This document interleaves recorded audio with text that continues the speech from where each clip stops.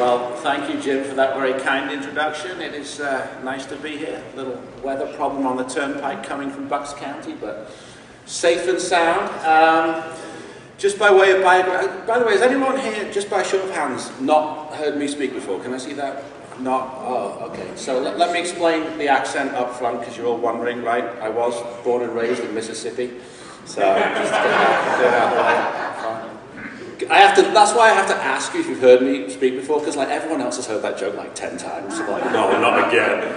No, but just by way of biographical background, really. Born and raised in the UK, this is true.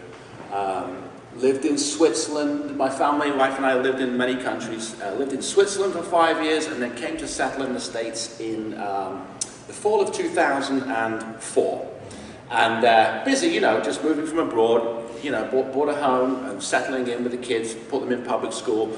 And about a year later, I remember being at my youngest daughter's preschool program, and one of the caregivers said, "Oh, you know, the teachers are going on strike on Monday, right?" And this was like a Thursday. And I can remember going, "What?" That's like, you know, being the ignorant foreigner, like, what do you mean the teachers are on strike? You know, I come from Switzerland, they're kind of like too busy teaching their kids to speak 3 languages fluently to compete in a global economy, you know. They don't actually think of throwing them out of school. So I said, "What do you mean there's a strike?" "Oh, yes, a strike." And sure enough, they went on strike in Bucks County, in Pennsbury, my school district. And I remember at the time of the strike, Bucks County has the highest paid teachers in the entire state of Pennsylvania. Highest average salary, by far. They make a lot more than they do around here. And they went out on strike. And at the time of the strike, the teachers' average salary in my district was number 7 out of 500 school districts. And it always amazes me to this day to hear the teachers' union's argument. And I haven't looked at the details of what they're saying in Chicago. But sometimes I get phone calls from other people around different parts of Pennsylvania when there's a teacher strike, and they say things like, "You know, Mr. Campbell, do you want to know what our dispute's about?" And I say, "Well, look, I've not followed the news or anything, but I already know what your dispute's about. The teachers' union are saying that they're not being paid competitively vis-a-vis other neighboring school districts." And she goes, "Well, how do you know that?" "Wow." And I'm like, "Because that's what they always say." Right. I mean, it's like, it's just round robin. You know, they get that, so therefore we deserve that. And it boggles my mind, because I'm like, I wonder how this would work in the private sector. Can you imagine in the private sector going to your boss and saying, "Well, boss, you know, you owe me more money, really, you do. You're just not giving me enough salaries and benefits." In the private sector, your boss would say, "Well, what's your rationale?" "My neighbour makes more than me, and that's not fair." Can you imagine? Which is what their argument is. The boss would say, "Well, maybe you should go get your neighbour's job then." I mean, you know, in the private sector, your management would look at the forces of supply and demand for the individual, you know, teaching positions and what they could afford to pay, right? Well, that doesn't exactly happen in the public sector.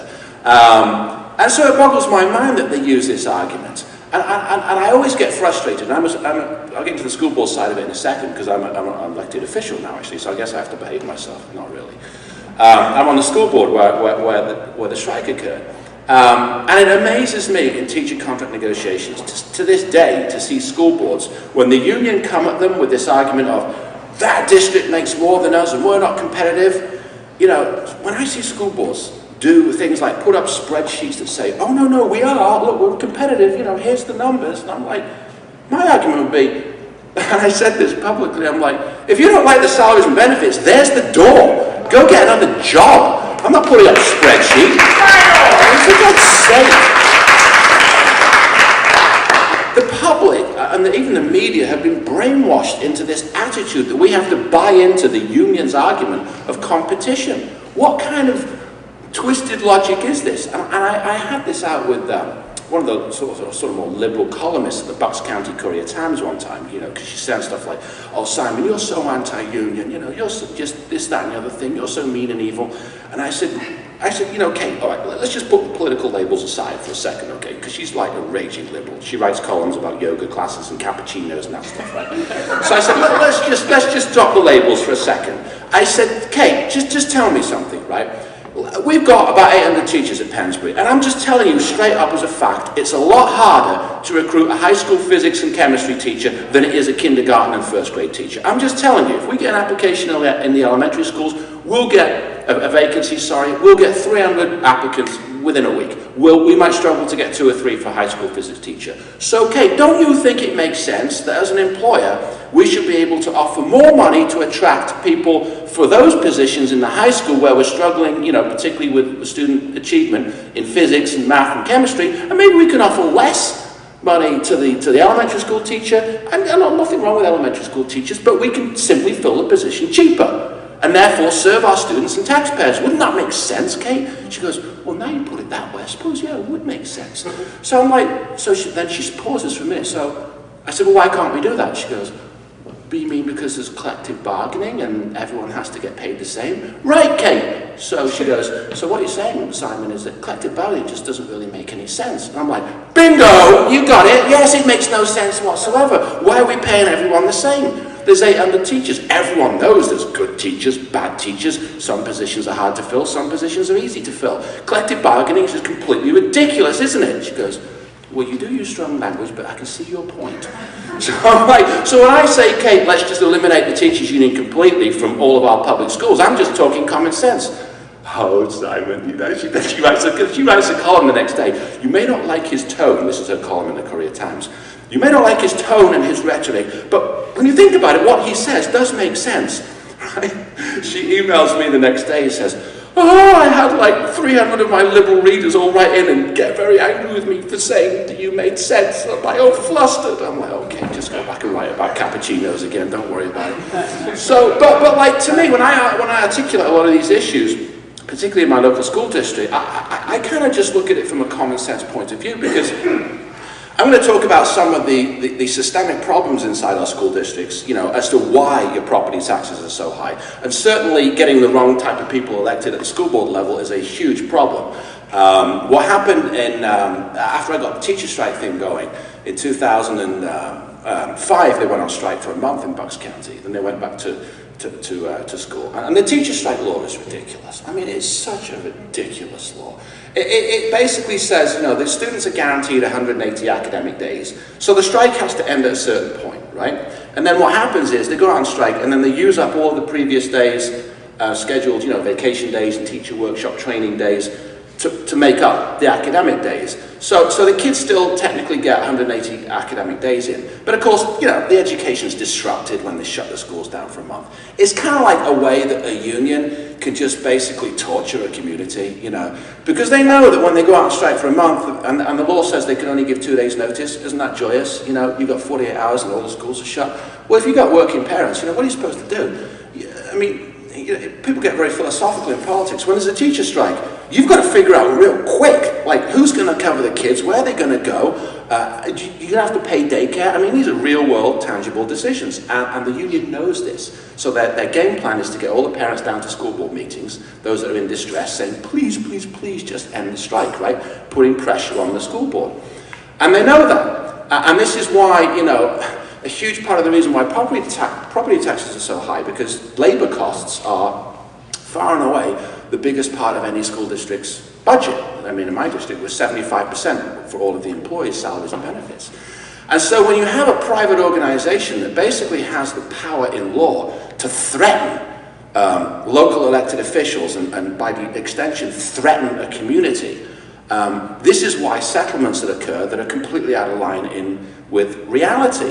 So the law is absurd, because I say this to folks on both sides of the political, you know, aisle. If you want to debate teacher strikes, and I say this, you know, to the more liberal folk, I say, look, the right of a child to receive a strike-free education supersedes the right of a teacher to strike, period, over and out. And if anyone disagrees with that statement, then they're not putting our kids at the centre of public policy in Pennsylvania. Now come argue with me on TV against that. Right. And I'm like, they can't argue. The teachers' union is a political beast. They have power, they have money, they have an enormous organising ability to basically bully and intimidate local school boards and also, you know, in Harrisburg, state reps and senators that are terrified to say anything against the teachers' union because, you know, they might not get re-elected. Well, what happened in 2009 when I got fed up and decided to run for school board, I kind of took the view that I was just going to say whatever I thought. You know, people don't want to vote vote for me, whatever, my life will go on, right? So I was saying things like, I found out in state law that payroll deduction of union dues was negotiable locally. And this is a big issue. I'll get into this in a second. Meaning, you know, the teachers' union gets its power through two ways: coercion of individuals and using the government to collect their money. By that, I'm talking about teachers don't write their dues dollars and send a check to the union every month. It's collected through payroll deduction at every payroll period and just sent out to the union. And one of the things I encourage people to do, and I started doing this a few years ago, put in a right to know request to get a copy of the check image that the school district, you know, we're called Pensbury, so mine will say Pensbury School District payable to Pensbury Education Association, the union. You know, like 64,000 in any given month for the payroll. And they physically write a check, like your local school boards all write checks to the teachers union. Well, if you get an image of that check and stick it on a blog or a website, and it's a check from your local public school district to the union, most people out there in the community, you show them that check image and they go, what the heck is that? The school district's writing checks to the teachers union? And I go, oh yeah, that's how they collect the money to pay off all the politicians in Harrisburg. They use the all-government payroll mechanism, which you're paying for, to collect the money to purchase the politicians. Well, why is that going on? Well, because that's how they get the money. I mean, the thing about Wisconsin is, when they passed that law to stop payroll deduction of dues, AFSCME, the state workers union in Wisconsin, they lost 50% of their members. Because the members, for the first time, had to actually send the money to the union directly. And this is the holy grail of how they get their power. Because I said to a kindergarten teacher once, and I'll call her Mrs. Smith, I said, Mrs. Smith, how much money are you paying in union dues every year? She goes, I don't know, Simon, it just comes out of my paycheck. And I thought, wow, you know, if she had to write a check every month, you know, like for her union dues, like she does her electric bill, she'd know exactly how much money she was spending. And she might wonder where half of it goes. Because most teachers don't even know that less than 10% of the dues dollars that they pay stays with the local union. The local union collects the money, and they ship 90% of it up the line. The PSEA, the state teachers union, keeps about 80% of it, and they ship about 10% to the NEA in DC, who gets 10%, you know, from all over the country. Most teachers have no concept of A, where the dues dollars go, and B, what it's being used for. But when I ran for school board, I said, you know, I was campaigning on things like we need to eliminate payroll deduction of union dues because that item is negotiable, meaning school boards can agree to it or not agree to it. They all agree to it, right? Around the entire state. But it's not required that you keep renewing that provision. So we're the first school board in Pennsylvania that has proposed eliminating the payroll deduction of union dues. And we put and it's on the Pensbury School District website, we proposed eliminating it. It's kind of like proposing to eliminate them, if you will, which I'm like, well, that sounds like good public policy to me. So when I was campaigning, I had friends say to me, Simon, you can't actually say that stuff in a campaign, right? Eliminate payroll deduction of union dues. You'll never get elected. You know, this is out in Bucks County. And my friends were telling me stuff like, you know, if you say that, they will be busing people up here from Philadelphia to deal with you, right? My friend said like, you know, they'll be shipping people over the Delaware River from Trenton, the union people, to deal with you, right? And I said to them, I'm a bit cheeky. You know, I live about 3 miles from Washington Crossing, which is a famous little village, you may have heard of it. And I said to my friend, I'll tell you what, bring those Philadelphia people that they're bussing up from Philly and the ones rowing over the Delaware from Trenton and have them meet me in Washington Crossing, right? We'll bring modern day meaning to the expression, the British are coming. So it's like, oh, this is going to be a wild school board campaign. And I'm like, no, it's not. We just eliminate the dues, eliminate compulsory unionism for non-union employees, tell everyone that teacher strikes should be illegal, and just do whatever we can to get them out of our school district, and we'll run on that. And he's like, oh, man, this is going to be nuts. And it was really interesting because what happened in the election, my running mate and I, we won by 20 points. It was like a huge landslide. And this is not a particularly conservative area. We kind of mixed in Bucks, you know, we got a lot of independents and so on. But it was a 20-point blowout. And what I found, you know, when you tell people like what's really going on in simple terms and how the union really operate, they get it. And what happens is far too many elected officials are too scared to tell the truth because they're scared that the union will come after them. And I'm like, well, you know, I'm simple about it. I'm like, I'm not here to bash teachers, but you know what? there's more taxpayers than teachers, all right? So if the taxpayers show up and get grumpy, they're done. So we have to get them grumpy and then get them down the polls. And then they show up, union are finished. And that has to be the mindset, because the teachers' union is not a pleasant organisation. I mean, Governor Christie, I don't know if you saw his YouTube video, what did he call them? A political thuggery operation. Right on. Which is exactly what they are. I mean, you know, I'm the vice president of the school board, my friend Alan's the president, and he likes to pose this question to parents. The union like to tell parents, you know, we're all for the kids and we want great schools for the kids. The union are for the union, okay? The union are for influencing and purchasing politicians. You know, the question is, what has the teachers' union ever done for any student? What are they doing in Chicago for those students? Really? You know, they're getting a 16% pay raise and still not good enough? They're earning, what, almost double what the private sector workers are earning? So the teacher strike law in Pennsylvania is ridiculous. 37 other states don't allow teachers to strike. And my view on it is real simple. I don't believe that any public employee should have a right to strike against the public interest. Because a teacher strike is particularly egregious because it's a strike against children's interests. When we hire people to work for the government, whether it's teachers, administrators, or county workers or state workers, every public employee is hired to serve the public interest, to perform an essential government service.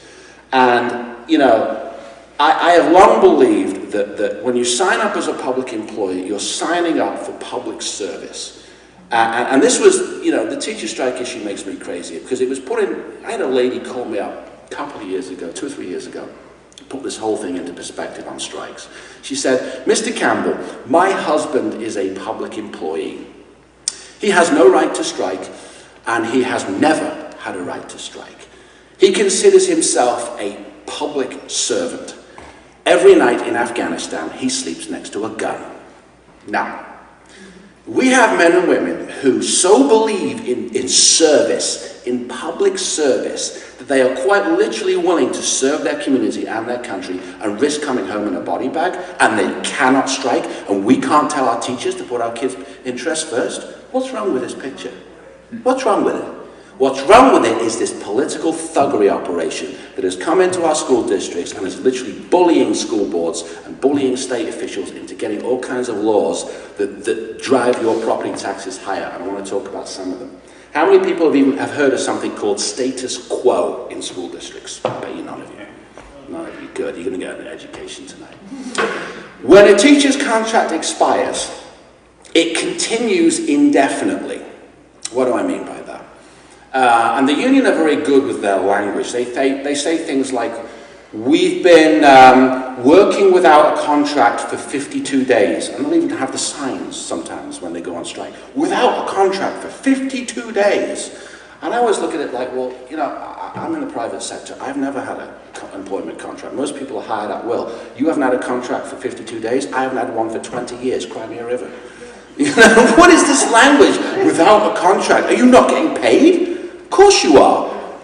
Every teacher or support staff employee that is operating under an expired contract operates under something called status quo. What does that mean legally? It means all salaries and benefits are frozen and continue indefinitely. So if a teacher's making 70 grand on the day the contract expires, they will keep making 70 grand indefinitely until there's a new contract settlement. If they're only paying 5% of their healthcare premiums, they'll keep paying 5% indefinitely until the next contract is settled. What does that mean legally? It means every gain that the union's ever negotiated in the past with prior boards is essentially grandfathered in, because they know going into a negotiation they can do no worse than they're currently getting. That's status quo, which is ridiculous. In the private sector, when employers negotiate with unions, they can negotiate and they have the right in law to implement their final best offer at a certain point in time. School boards, public employers don't have that right. So you enter a negotiation where one side says, we're here, we can't do any worse, therefore if you're the union, their position is, give us more, right? Because we're here, you can't take us below where we are. And that's called status quo. The other issue with status quo is working conditions have to be frozen. And you might say, well, Simon, what does that mean? That means under status quo, an employer, school board, is not allowed to change the status quo. Whatever environment the teacher is in, as of the contract expiration has to continue. There was a case a while ago, our solicitor was telling me about this, where the school district had done something like literally changed the vending machine from Coke to Pepsi in the teachers' lounge. Well, because the contract had expired, they said that violated the status quo, the working conditions. They filed a grievance. It went to arbitration through the courts, and the union won. The school board was legally deemed to have violated the working conditions by changing the vending machine. And what this does, status quo, it makes me nuts, because I'll tell you how it impacts you fiscally in a second. We have a situation in my school district where the school calendar is a mess. There's too many days off and scattered, and a lot of parents want the school board to change it such that there's a week of vacation around Thanksgiving and a week around Easter. And because we're under status quo, we have a 2-year expired contract, the folks on the board and me know that if we just change the calendar, and so we said, you know, okay, teachers, you have to work these days, not these days, because we're going to fix the calendar for the parents, that would legally violate status quo, because it would change their working conditions. Even though we're not changing the number of days they work, just when they work. So, but all the parents are like, we did a survey, the community wants this, you know, the mums and dads want this. They came to a school board meeting and said, please change the calendar, school board. Use your managerial authority to change the calendar. Well, we couldn't. What happened was, the union president showed up at this school board meeting when the school calendar was under public discussion. And because we're in negotiations, they hadn't been given a new contract. He sits down at the microphone and says to all the school board directors, you give us a contract and we'll give you the calendar. And I'm like, someone stop me. Someone stop me. I'm going to slap this guy. How dare he, as head of an employee association, basically walk up to his employer and say, we will allow you to exercise your managerial authority to change the calendar for the parents, but only if you give us more money. We will allow you? What is wrong with this system where a private organization goes to their own employer, public employer, and says, we will permit you to exercise your managerial rights, but only if. And this mentality comes through this status quo, this law. Another example, we have phys ed in one of the middle schools in my school district every day, which is ridiculous. Most neighboring school districts have it twice a week in one of the middle schools. We could quite comfortably, let go a few phys ed teachers and get in line with, for fiscally responsible reasons. But you know why we can't? You know why we can't let go a few teachers and save some labor costs? Because if they weren't in phys ed, those students would have to be reallocated to other teachers. In other words, they'd have to have potential other classes set up. That would violate status quo, the working conditions. So we can't, as a school board, let go excess in the system, excess labor costs, because it would change the status quo, which would break the law. How ridiculous is that? And the public is paying for this. Status quo, I don't talk about teacher strike law. Status quo needs to be eliminated. We need to start giving public employers the kind of tools that Jim was talking about, local control, that would actually allow local control, that would allow people serving on a school board to have that type of managerial authority where they can reduce the labor costs when necessary, make the judgment call, that it doesn't impact our students' education. But we don't have these rights. I mean, it is just absurd. We can't even lay off teachers for economic reasons. How ridiculous is that? In the private sector, if you are hemorrhaging money, as terrible as it may be, sometimes you've got to let folks go in order to keep your business afloat. Well, that's not allowed in Pennsylvania. You can only lay off teachers if student enrollment declines below quite a severe level, which typically, doesn't happen. So what happens is, revenues are declining in most school districts with the recession. We've got the pension crisis coming, and we don't have the tools to say, we're going to, lay off a number of folks in order to save money. And this bill came in Harrisburg, I think it was last year, that they wanted to do away with that and say you could furlough teachers for economic reasons. And the teachers union got involved and they started saying things like, no, that's terrible. And if you do it, you must furlough the newer members first, because of the seniority.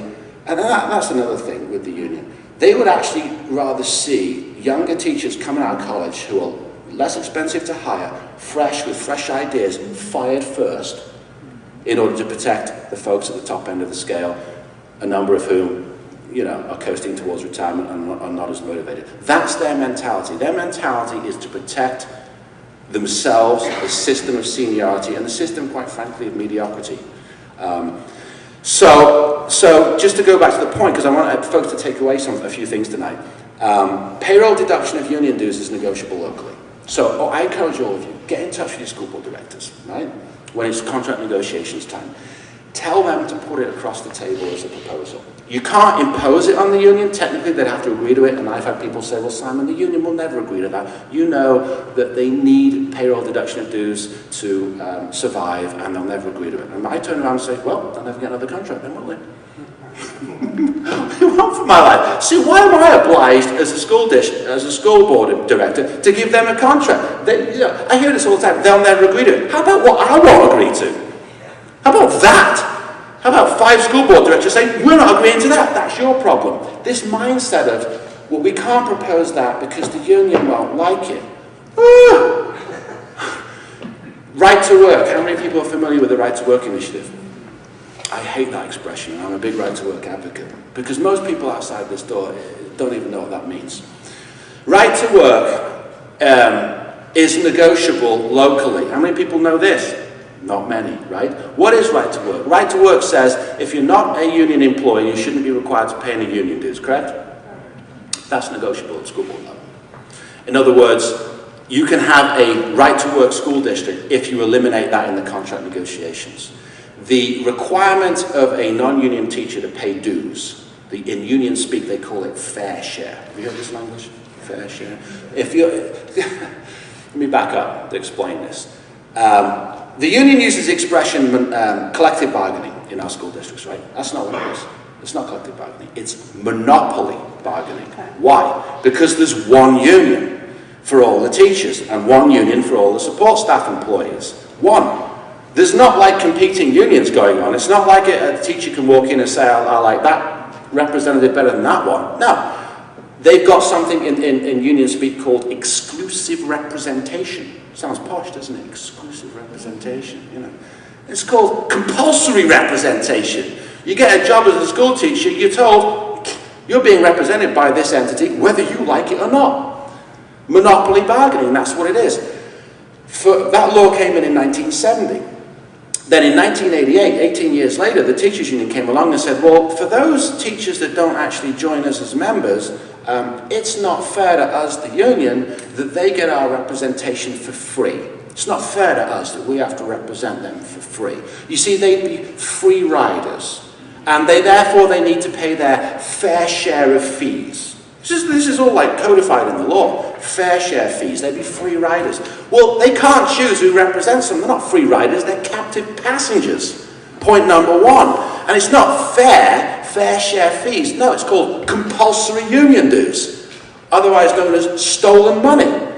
I mean, if you're a non-union employee, and the reason you're non-union is because you can't stand the teachers' union. You think their representation stinks, and you're quite happy to go before your employer and negotiate your own contract because you believe you've got talent and want to be rewarded for it. You're not allowed to do that. Then you get told by the state government and the local school board, well, you're not allowed to represent yourself. Point number 1. And you object to the union? Fine, we're just going to seize money out of your paycheck and send it to them if you want to keep your job.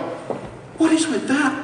How can you have anybody in the United States of America forced as a condition of employment into financing a teachers' union when they're not a union member? I mean, does the Lebanon 912 group go out there into the community for the people that aren't members and say, hand over a portion of your paycheck, we benefit you? Right? This is the union's argument. They say, well, the non-union employees they benefit from us. Therefore, they need to pay their fair share of fees. They benefit from us. Who in a free society should decide whether a union benefits an individual? The union or the individual? Hands up for the union. Hands up for the individual. Thank you. This country was built around the premise of individual liberty and self-determination. It wasn't built on the premise of compulsory collectivism and compulsory dues payments to an entity that you're not a member of. To compel a man to furnish contribution, I'm quoting now, you have to tell me which founding father. To compel a man to furnish contributions of money for the propagation of opinions which he disbelieves is sinful and tyrannical. Jefferson. Right on. We have, the fact that you have in your communities compulsory union dues, the fact that I have it in my school district for non-union employees is shameful. And any school board director, yes, they should fix this at the state level, pass the right to work law. Right to work law simply would say fair share fees is illegal, you're not allowed to negotiate it. That's the ultimate solution. It doesn't let off the hook local school board directors. In other words, if you're a school board director, and even get in touch with those people and say, next contract negotiations, I want that out. Those teachers that are not in the union, God bless them, that's their right. Don't you dare force them to pay dues, or I'm throwing you out of school board office next year. It is shameful that you can have non-union teachers, because they're the ones that typically don't believe in strikes. They're the ones that are serving for all the right reasons. What do? We turn around and say, you're forced to pay dues to this union that you don't even want. And then when they go on strike, you know, the school board has the authority to suspend the wages of the striking teachers. Well, what happens if you're non-union? You get your wages suspended. You're not even allowed to earn a living, provide food for your family, put food on the table, because an entity that you're not a member of has thrown all the kids out of school. You're not allowed to go teach the job that you want to teach when you're not a union member. This is so backwards. It is so fundamentally wrong that the state government has empowered a private entity, has said the rights of the collective supersede the rights of an individual. That is so backwards.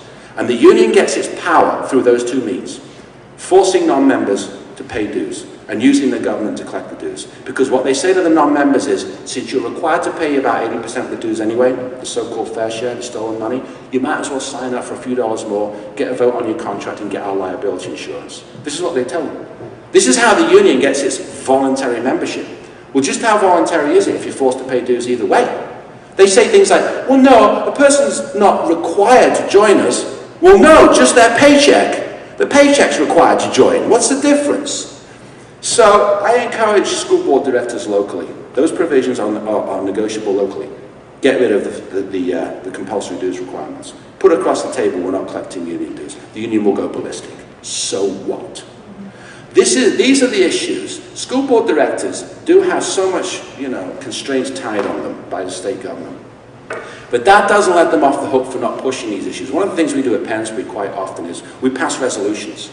Like, we demand stuff from the state government, like, for example, banning teacher strikes. We hereby demand that the state legislature enact, House Bill 1369 to ban teacher strikes. We have a public vote at a public school board meeting. The use of that is the local beat reporters then report it to the local media. It hits the newspapers the next day. The reporters then call the state reps and senators and say, your local school board just demanded all these things. What's your response? And in my case, my state rep would go, oh, what's Simon doing again? Just demanding things as a school board director. Oh no, now I have to answer for my position. I'm busy taking their campaign checks. Stop asking me. But this is what school board directors should be doing. You should be using your voices to demand the kind of tools that are necessary to manage budgets, to control property taxes, so you represent the public, and just start shouting about things. As a school board director, individually, we don't have legal authority. It's only when the board acts collectively. That is good, though, because one of the things that we started doing as individuals in my school district was exercising our individual rights. And I'll give you an example. Contract negotiations. A few years ago, when we were in the minority, three of us got elected in 2009, and we were in the minority for a couple of years. We just got rid of the two folks last November. There was a contract negotiation set up between members of the then minority, the then school board president, and one of his sidekicks, with our lawyer and the administrators and the union officials in the superintendent's conference room, right? So Alan, now the board president, and myself, then in the minority, found out about it. And it was typical backroom deal stuff going on, so we decided that we were going to just unannounced gate crash, a union negotiating session. So we met each other at Dunkin' Donuts, right? And we said, we weren't going to be troublemakers. Our idea was we were just going to walk into the room, right? And just say, we're here to observe. right? We're not here to cause trouble or start negotiating because we're not part of the negotiating team, we get that. We're just here to observe. So we literally walked unannounced into the superintendent's conference room. And there they all were, you know, the 4 or 5 union officials, the state mediator, the school district's lawyer, then school board president, the superintendent, they're all there on a big chin wag, and I guess the union had put something across the table to the school board president. We walk in with our coffees and say, well, we're just here, we're just going to go sit over there and watch. It's like, I wish this had been on video. Oh my Lord, they freaked out. I mean, the union officials, the 4 of them, like, started scurrying, gathering all that papers that they put on, and they literally ran out the room. Like, whatever they were offering in terms of their demands, they picked up their toys and ran out the room, quite literally. The state mediator kind of like chased them out to see where they were going. And so we were left inside with our colleagues, and the then board president was fuming. You have no right to be here. You're not on the negotiating team. And I had my school board director badge on. I said, see that, Gene? That's no different than yours. You don't have any greater right as an elected official than me. I'm here on behalf of my constituents to find out what you're doing. And he's like, you don't even know. I'm gonna call the police, and we're gonna have you arrested for trespassing. And I thought, you go ahead and do that. You go ahead and have a fellow elected official arrested for trespassing for wanting to find out what you're talking about with public money. Go be my guest. I would love to be arrested for that. And so what happened was, our lawyer was sitting there, and he kind of like pulled the president aside and said, Gene, you don't actually like want to call the police because that, like, Simon would enjoy that. So he would love to be arrested on that. So I guess he didn't actually call him in the end. The superintendent was flapping around. The state mediator then comes back and says something really funny, like, the structure of the bargaining session has changed and it's been now cancelled. The structure of the bargaining session has changed because 2 elected officials walked in the door and wanted to find out what everyone's doing. They cancelled the session. The next day, the Courier Times, the press release, the structure of the bargaining session changed.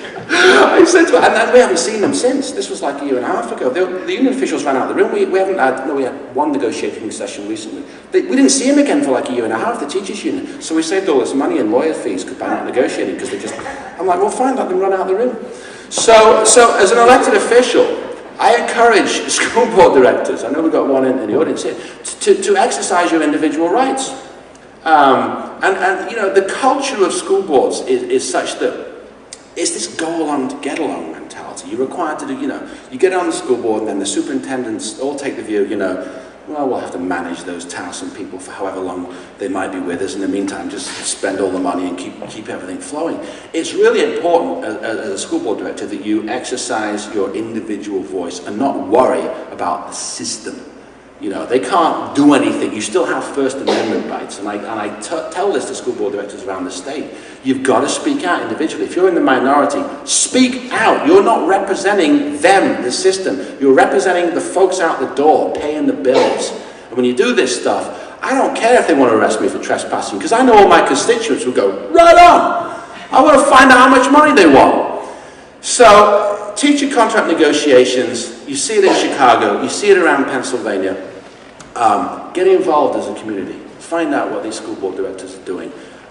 Tell them to demand the end of compulsory unionism, because if we can start pushing that idea locally from the bottom up, one community after another, this is where things can percolate through Harrisburg, because the state reps and senators start getting noise, like compulsory dues, payroll deduction. These typically, you don't read about it in the news, it requires local officials and local activists to make the news. And I encourage you all to make the news. Why should your school district be collecting money for the teachers union? Does any of you believe that they should be doing that? No, right? I assume, right? No. Well, no. Why? The school district's in the business of educating children, not in the business of collecting political money for a private organization. I know. That's what it is. So, you know, and the unions say, well, it's not political dues, it's not campaign money. Yes, it is political money, okay? The 6-figure salaried lobbyists across the street from the state capitol, that's political dues, okay? The soft get out the vote drives, the phone banks, the canvassing, it's political dues. So I encourage people to tell their school boards, don't collect the teachers' union's money, because then it's game up for them. Then they can't purchase the politicians, as I like to say to the union. Collect your own flaming money. What am I, a union bagman? No. And so what's going on in Pennsbury is, this has been put across the table, the first school district in Pennsylvania, and they're terrified that these ideas will catch on, because the public gets it. So that's why they spend like, you know, Pensbury school board elections are like $100,000 affairs. It's insane. If you lived in my district, you would think there was like a US Senate race going on. Jim was talking about the flyers the first time he saw it. Oh, they had like 8.5 by 11 glossies of my head transposed onto all kinds of images, like savagely attacking me. And it's like, whatever you want, and see, you know. But the public understands this. So I think that, you know, it is, there's a bunch of stuff I want to talk about, but I want to get to Q&A. What happens with me is I kind of ad-lib and then I go, oh, there's other stuff I want to say. But why don't I just open it up to the floor and then hopefully you'll spur some of my other thinking. Because I've got all sorts of stuff in my head, yes. Well, how much money does the union give to their political party? Well, they typically fund the Democrats heavily, but they've got plenty of money flowing into the Republican Party too. I don't have the exact breakdown, but just to give you an idea of the amount of money, my school district's quite big. We're a big suburban district in Bucks. We send them with 800 teachers. We send them what is that up to now? Close to $700,000 a year through payroll deduction. Just one school district, right? Your districts are all doing that too. And that money, like I said, only 10% of it stays with the local union. They ship it straight to PSCA, and they keep the lion's share of it. So, and then they turn around and, you know, create all these laws, like they'll oppose, you know, House Bill 1776 and the teacher strike law and the teacher furlough law and all of these things, the pension thing. Now that, like I said, I think of the things when I'm on my feet. How many of you heard of an entity called PSBA? Good, so you know that it stands for, some people think it stands for Pennsylvania School Boards Association. That's not true, it stands for painfully stupid, blindingly awful. Because that's exactly what they are. So, this is a School Boards Association that in theory is lobbying for school board directors like me, right? To make our lives more efficient as school board directors so we can serve our communities, right? They don't even oppose a ban on teacher strikes. But do you know, and they're a private organization, and there's one school Boards Association in Pennsylvania, so they're a monopoly. They invoice 500 school districts, and that's how they make their money, as this private monopoly, right? And each individual board member becomes an individual member of PSBA by virtue of the school district being a member. So, and they have all of these, you know, like one time I got accused of violating PSBA's Code of Conduct of Ethics or something, right? PSBA. So I wrote back to this person, this union person, on email, and I said, I'll tell you what I want you to do, since I'm being accused of, I'm a PSBA member, right? By default. I said, I want you to write to Tom Gensel, the executive director of the Pennsylvania School Boards Association, and I want you to ask him to please fire me, because I am sick and tired of being a compulsory member of his monopoly organization that my taxpayers are forced to pay dues to. And the person's like, but you're supposed to follow their code of conduct. Well, since when do I report to them? They're making money off of my taxpayers. Do you know that the Pennsylvania School Boards Association is a private entity? Their own employees are in the PESAS plan, the public school employee retirement system, the one that we're all bailing out. They're in it. I could not believe that their 200 plus employees in their shiny building in Mechanicsburg are in PESAS. So they're supposed to be lobbying the state government to fix the pension crisis against the teachers union, and they're in the system. And then they send out these things like, we want school boards to pass the PSBA resolution to tweak the pension crisis. I'm like, you people are in it. I said to my colleagues, we need to fire them. Get rid of this monopoly organization. Let's have every school board in Pennsylvania fire the School Boards Association, because all they do is send me their newsletter and I throw it in the garbage. Because it's a waste of time. I mean, I testified with them at a hearing a few years ago on teacher strikes. And I'd taken my then 9-year-old daughter with me, and I was speaking to ban teacher strikes, obviously. There's a section of the Constitution, Article 3, Section 14, the Pennsylvania Constitution, says, the General Assembly, this is what it says, shall provide for the maintenance and support of a thorough and efficient system of public education to serve the needs of the Commonwealth, right? It's the Constitution, a thorough and efficient system of public education. So when I first heard of the teacher strike law, I was like, well, how is that law allowed, given that we have a Constitution that says there has to be a thorough and efficient system of public education to serve the needs of the Commonwealth, not to serve the needs of an employee group. A thorough and efficient system. So there's this bill before the State House Education Committee a few years ago. I was testifying last. My 9-year-old daughter was with me. She was bringing some books to read. The School Boards Association show up, said that's silly nonsense, right? So I fell asleep doing that. The teachers, because they didn't know whatever they said. The teachers' union were testifying next, and the union had brought their attorney with them, their corporate attorney, and the woman from the union's testifying in front of the House Committee saying things like, it's a worker's right to strike. She's doing all this, right? And the lawyer's saying some things, and a couple of the state reps, what do you call them, rhinos? Yeah, those people? Yeah. One of them says something like, oh, I agree. They all get into it, they're all proud, you know, they're going back and forth with the union. Oh, I agree, it's a teacher's right to strike. I'm sitting at the back of the room waiting my turn, getting really irritated, right? Teacher's right to strike. And I said to my daughter, I said, Stephanie, look, when I testify, she goes to me, Dad, it's been about an hour, Dad, I'm bored. And I said, you know what, sweetheart, I'm bored too. When I testify, come sit next to me, I need your help. I want you to read this one sentence from the Constitution when we sit down, right? So we get up and sit down, and I said, Mr. Chairman, thanks for inviting me, and I know that the Teachers Union brought their corporate attorney, so we at Stop Teacher Strikes brought our corporate attorney. Here she is, Stephanie. She will be reading a passage today from a document that some of you may be unfamiliar with. It's called the Constitution. And because the passage we wish to read to you today is very technical and contains a lot of legal jargon, it's very difficult to understand, that's why we wanted to have a 9-year-old come and explain it.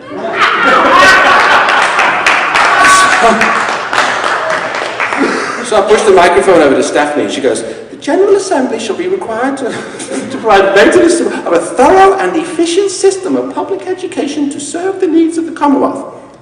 Thank you, Attorney. Now my testimony will begin. Mr. State Rep, you, what part of thorough and efficient system do you consider strikes? I'm sorry, did the cat get your tongue? Would you like our attorney to read it out again? You took an oath of office to uphold and defend that which our attorney read to you. What part of throwing children out of school do you consider a thorough and efficient system? He's like, what? I just said I agree with the union person's right to strike. I didn't ask you about that. I asked you about the Constitution. I said, you at the back. Well, it was a Republican. My testimony was me shouting at them. It's like I was saying stuff to them. Nobody thinks you go and say all these things and read. And I just started questioning them. What? Did you read the Constitution? Thorough and efficient system? How can you say throwing this child out of school for a month is a thorough and efficient system? Do you believe in violating the Constitution, your oath of office? Have you ever read it? And testifying like this for about 10 minutes, right? Because the union had their corporate attorney. And I'm like, so I said at the end of it, does anyone have any questions about my testimony? Any questions for our attorney? They all started looking at me like, who's the guy from England that's shouting about the Constitution? And why has he brought the 9-year-old to embarrass all of us? So any questions? And they're like, no, we'd rather you just leave the building. So I said, come on, attorney, I'll buy you an ice cream. You just blew the union's attorney away. But think about it, right? It's in the Constitution, thorough and efficient system. Why are they shutting the schools? How is this allowed? I'm winding myself up. I saw we were in questions. I got on a sidetrack. What is it? Go ahead. I heard a rumor. Are they trying to redistrict you out of your... Oh, yes. Thank you. Yes. When we won by 20 points in 2009, we took the majority control this last election cycle in November. Then, you know, next year's school board elections, right? And I'm up next year for re-election. School boards elect school board directors 3 different ways. Something called at-large, where any board director can live anywhere in the district, or regional. And we're 3 regions at Pensbury, so the district's split into 3 geographic regions that each elects 3 board members. That's how we are right now. The other way of doing it is 9 regions, which is kind of rare. It's where you divide it up into 9 little mini regions, and each one elects 1 board director. The union love that structure because it requires candidates who live in a very small geography to qualify, right? So we're 3 regions at Pensbury, and we needed to change the boundary lines because the population had gotten displaced.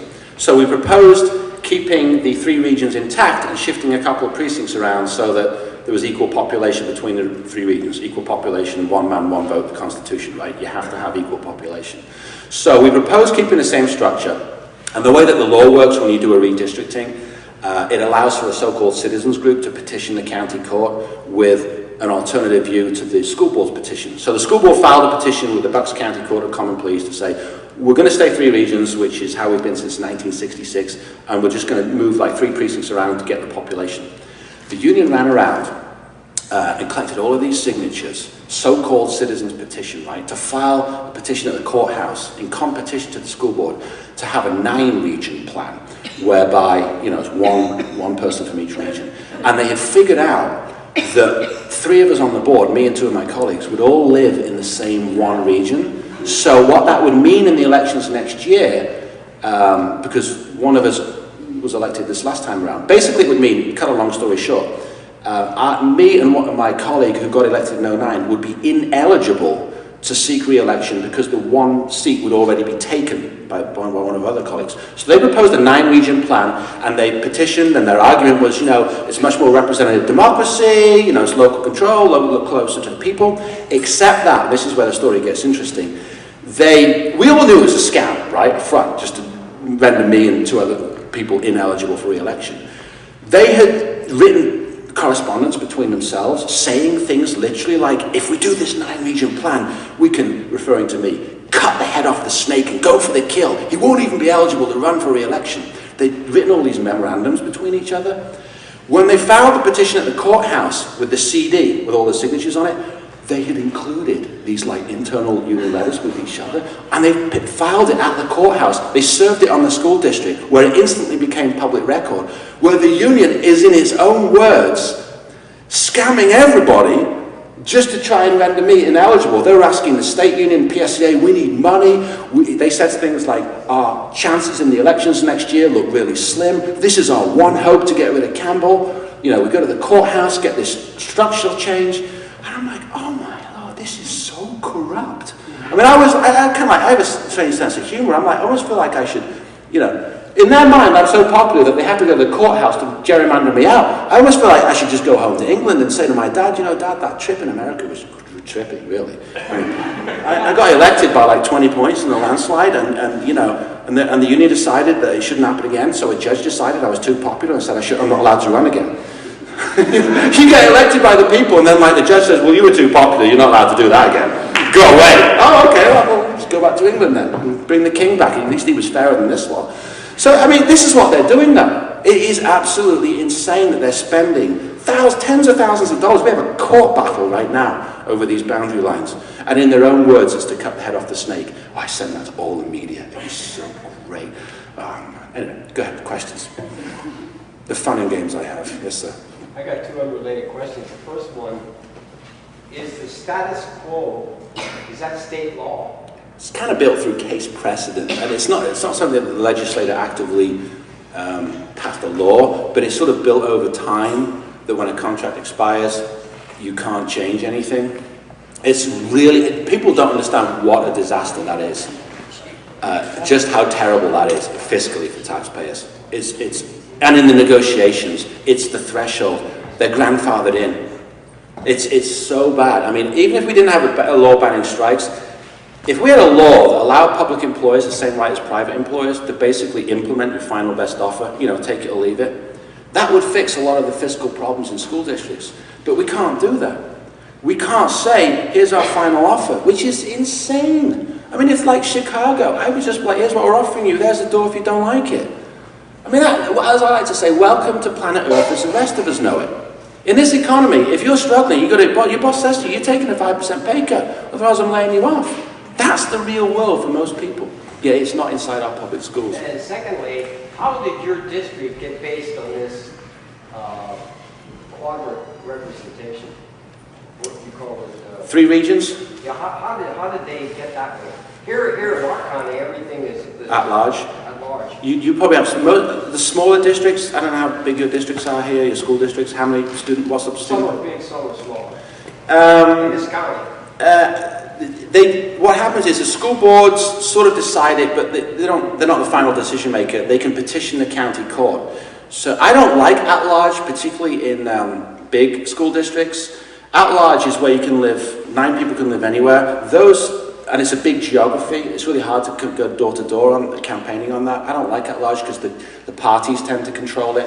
I don't like 9 mini regions either, because the union love that. They just put the teacher spouses in all these little mini regions. But 3 regions where we are is kind of like that nice balance. It's broken up into 3 geographies, so you're close. You can do like a grassroots campaigning, door to door, and get people elected. That's kind of how, like, we're not, the 5 folks at Pensbury, we're not products of the GOP. And some of these at-large districts, where they're Republican controlled, they get the endorsement through the primary, and they've never, like, gone through that, if you will, battle of the campaign. Like the 5 of us at Pensbury, we're pretty battle-hardened. You know? We didn't get county GOP support. We had to go toe-to-toe with the union with the message. We had to do a lot of door-to-door campaigning.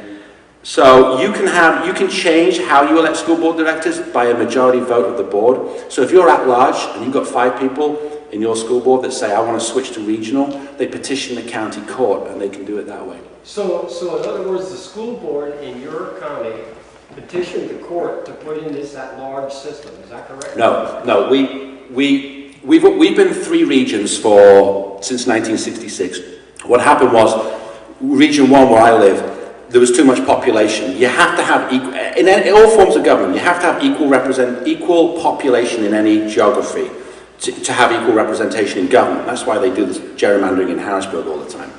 So it's the same principle, one man, one vote. So we had 3 regions, but my region had like 29,000 population and another region had like 17,000. So there was an unequal representation on the school board. So what we petitioned was to move some of the precincts around such that the population was equal between the 3 regions, but to stay 3 regions. So we wanted to keep the same structure of how we elect school board directors, just move some of the precincts around to get the equal population.